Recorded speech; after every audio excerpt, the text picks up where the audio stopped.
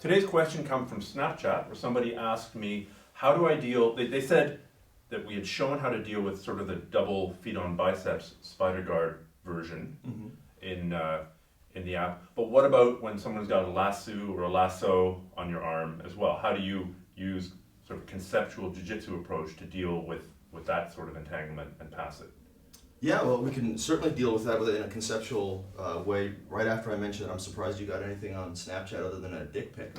Well, there are lots of those, and I treasure them, but occasionally we talk a little bit about jiu-jitsu. Okay, so let's start with the regular spider guard. And one of the things I think we discussed in the app is the idea of closing our structure and bringing our base down and removing access to levers for our opponent to manipulate.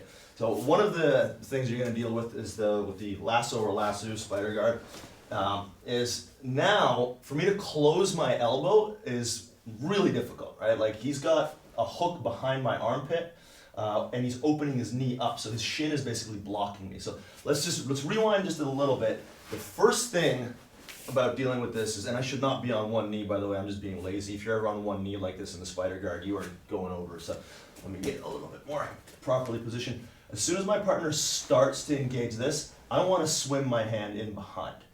All right, so ounce of prevention, pound of cure kind of thing. As soon as this is happening, I'm just going to dive my arm as deep in behind his sort of hamstring, butt cheek as I can. So now even if he completes the lasso part, I've created basically a wedge against his grip that I can break. Right? So this is the standard. I mean, I'm certainly not breaking any ground by showing this.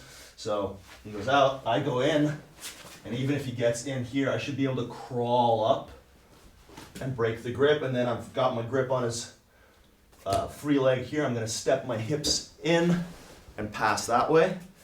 But let's assume that you weren't able to do that and you're dealing with this sort of thing.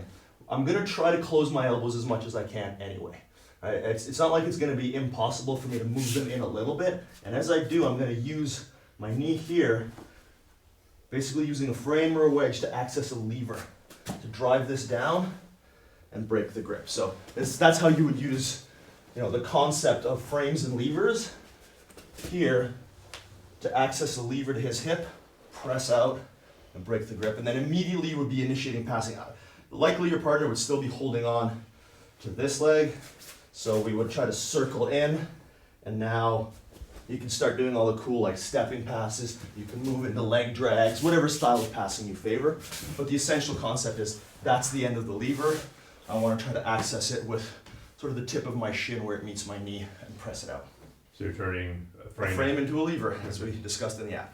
Awesome. Well, that should, a couple of handy tips that should help people right away.